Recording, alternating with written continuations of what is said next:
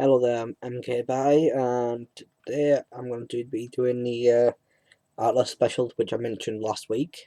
Also, I'm going to be talking about why they ended up in the situation they did.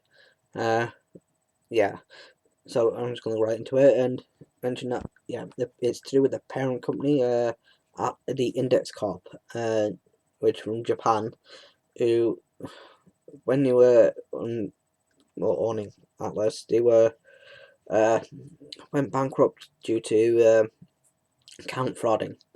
Um, so exactly what they were doing, and couldn't seem to find out. But yeah, it's not just Atlas that was affected by this though, and being sold off. There was a few companies. See, it's got let's see. All I could find out was there was a what was it a anime and manga studios. There was telecommunication infrastructure and a football team as some of the things that were suggested being sold off, which is not good when a company gets caught doing this sort of thing. It'd be nice if I don't see what's the point if you're always going to get caught, so I can't see the reason to do fraudulent activities, even in the worst case scenario. It's going to make it even worse when you do get caught. Uh, yeah, and that which is really annoying for some people, obviously, and yeah, well, but this did create a lot of speculation about what was going to happen to Atlas. And whilst waiting on an actual buyer, one of the companies that was being suggested as looking like they were going to purchase Atlas was Nintendo, which it's a little weird, but the main reason it was being suggested by a lot of journalists and things like this, it was due to how closely they've been working together recently.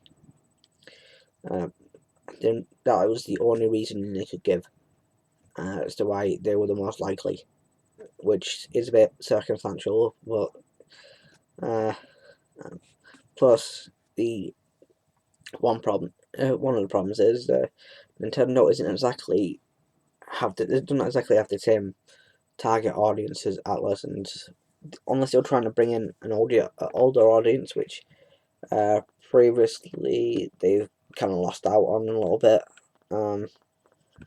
Yeah, uh, but that would be the only reason. But still, it's still a bit questionable as to why they would want to get them, and it doesn't seem not much suggestion as to whether they would or not. But yeah, and even Sony was suggested, which makes a bit more sense in some regard because the target audience is similar, and but they were mainly suggested for similar reasons as Nintendo, being that how closely have worked together.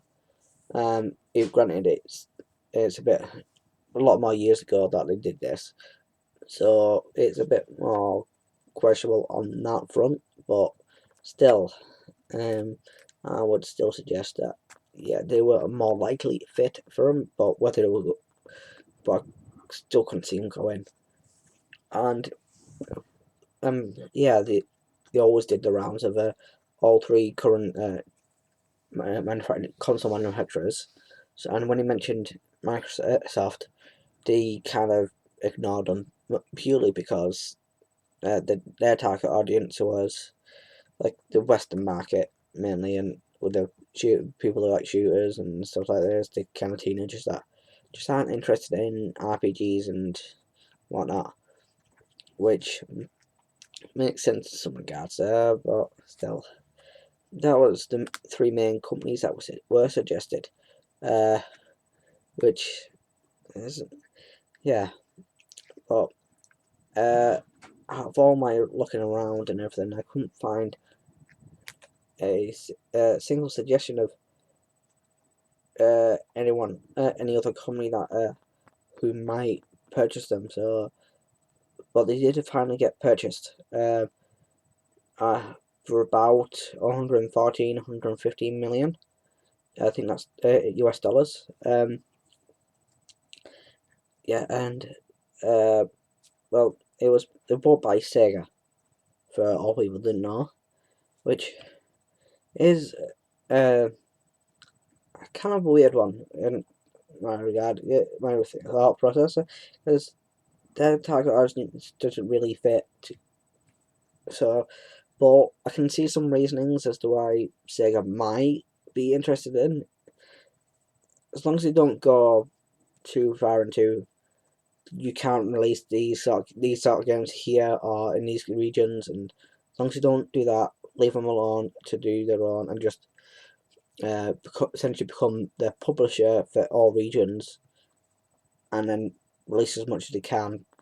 That'd be great. Yeah, and well, this I should say this is going to come in. Sega's owning purchase of Atlus will come into effect on the 1st of November, so not long to go until they do actually own them officially. Less than a month now.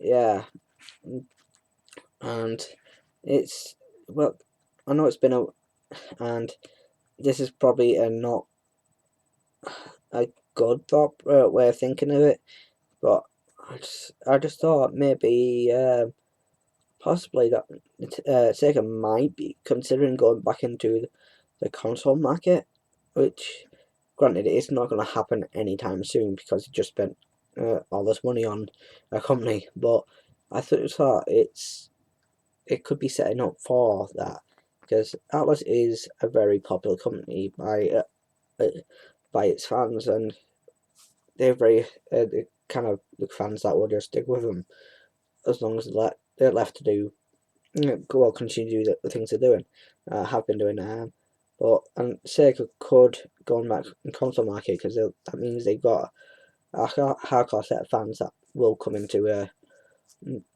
that might come over to their console, giving them a almost guaranteed audience. So that's one front, which, and it has been, and Sega is one of those companies that people always suggest is going to come back in the console market, which is the main reason why I thought of they might be coming back in. I can't see it happening anytime soon, definitely not.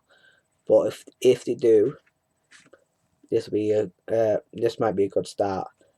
Plus, Atlus is one of those companies that could get you money, could earn you money anyway, which I think they'll have to get back the money they just spent on them. But as soon as they start releasing games, I'm sure that'll happen quite easily.